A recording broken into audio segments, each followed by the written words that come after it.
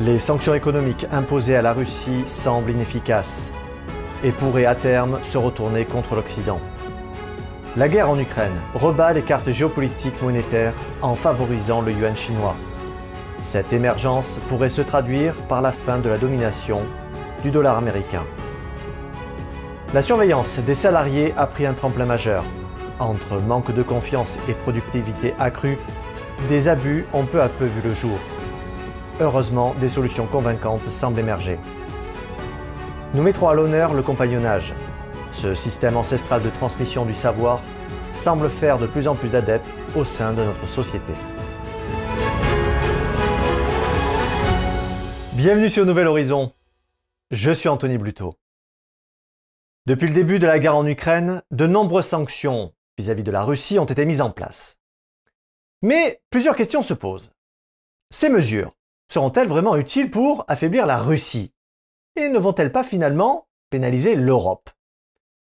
Poutine pourrait-il contourner les sanctions grâce à ses alliés? Voyons cela tout de suite.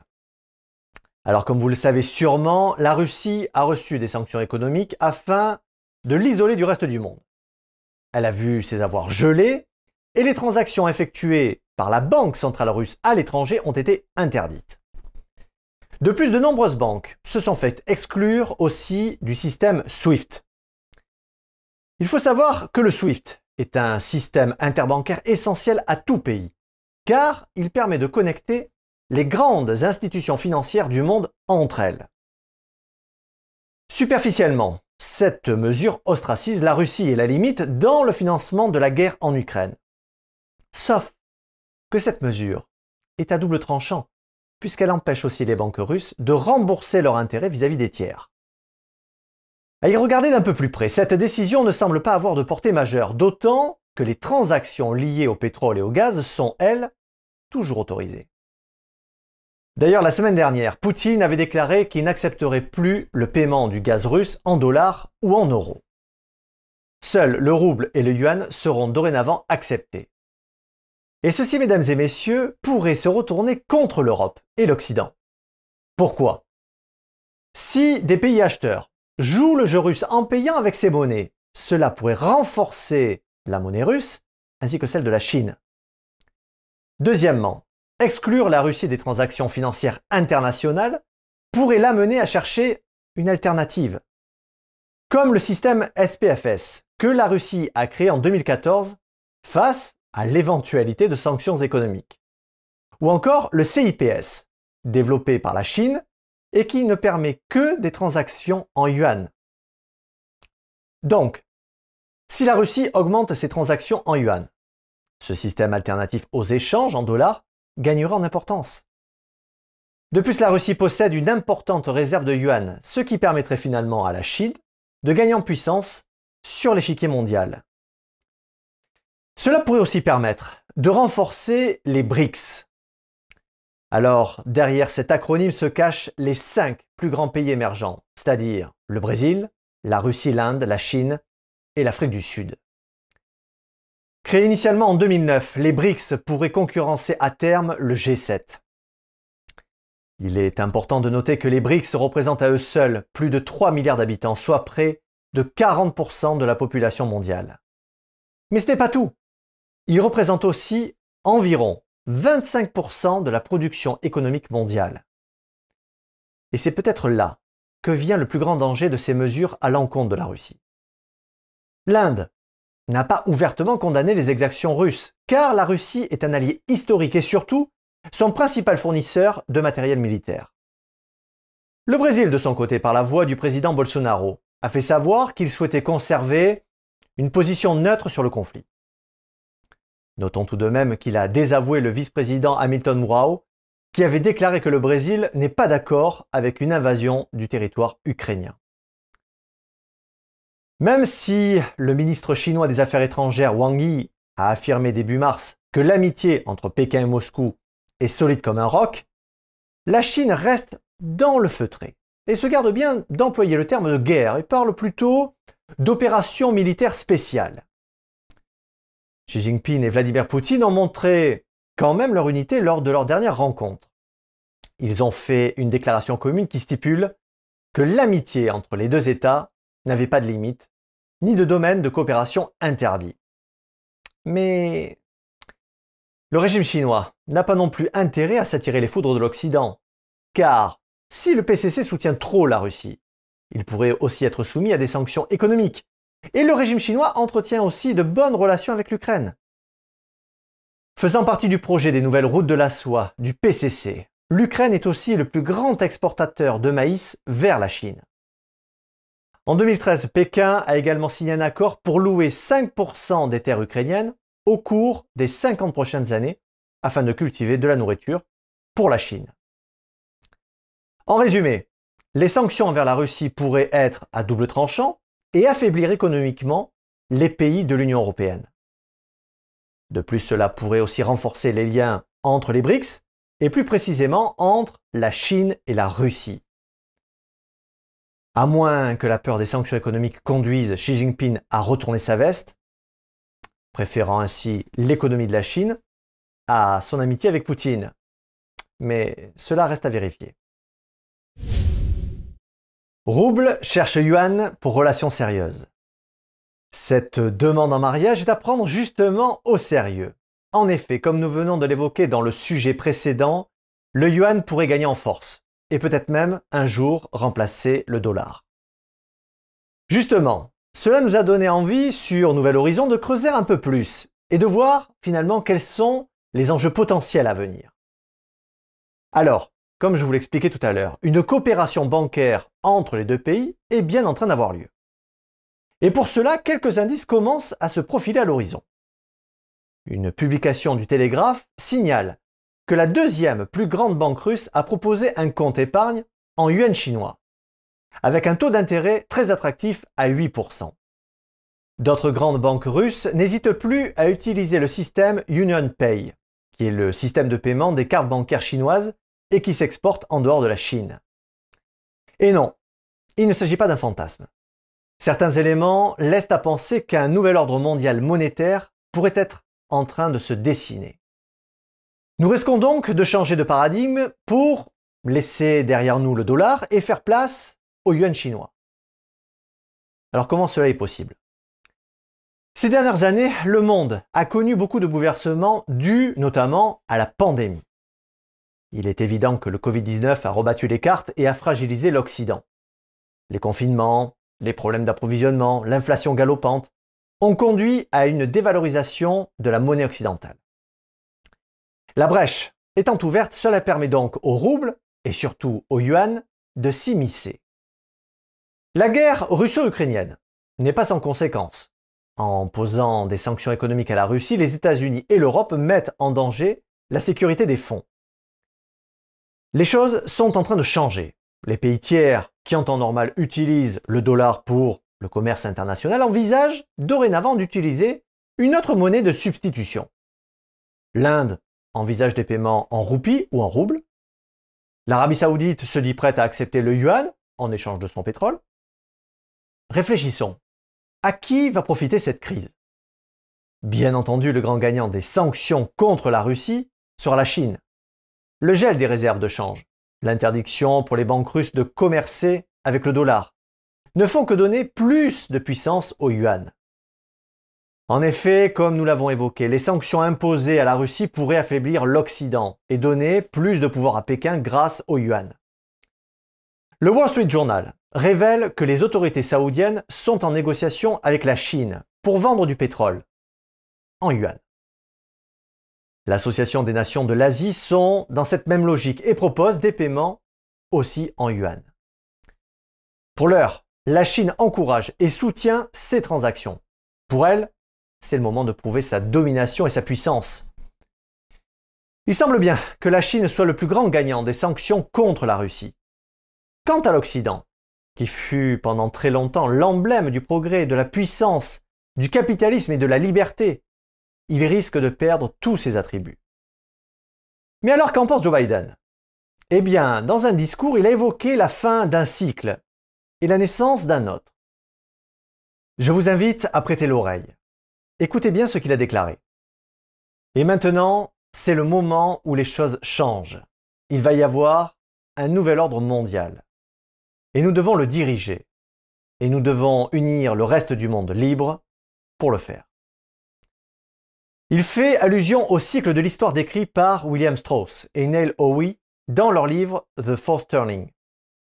Dans cet ouvrage, les auteurs décrivent des changements cycliques dramatiques de la société qui ont lieu tous les 100 ans de façon naturelle. Joe Biden semble donc évoquer la marche inéluctable d'une globalisation mondiale de notre système financier. Depuis quelque temps, le télétravail fait parler de lui. Son utilisation a connu un grand boom suite aux décisions gouvernementales et depuis, le télétravail est devenu un sujet de débat à part entière.